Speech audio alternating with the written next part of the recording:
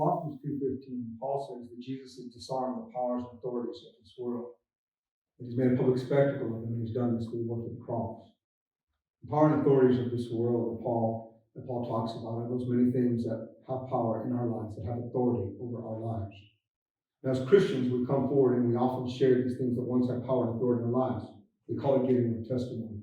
We come forward and we talk about how we once had lust or greed, or maybe we were liars, or we were addicts, or whatever it is. We make a public spectacle of it in front of the rest of the congregation so that they will know that it exists, so they know what it looks like.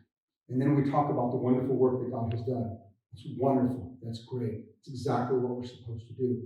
But there are also powers and authorities that we don't want to have made into a public spectacle, that we don't want people to see because they are sins that are already kind of overly taboo, even in our churches, or sins that maybe we've accepted as a culture no longer exist.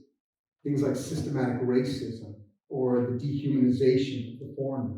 It's really easy for us to say those things don't exist anymore and I don't want to participate in them, so we hide them and we justify them, saying that they're not real, they're all made up, it's a giant conspiracy, or that if any person would dare to breach our borders, then certainly they're the most heinous of criminals anyway, who are intent only on hurting us. And we start to create all of these ridiculous notions that are absolutely contrary to what the Bible, what Christ teaches us, because we're afraid to make a public spectacle of them. And the reason we're afraid to make a public spectacle of them is because we know that if we were to stand right here in front of the altar for worship, and we were to confess that we have participated in racism or the dehumanization of others, or that we, even as a church, have done this, then our own would turn on us.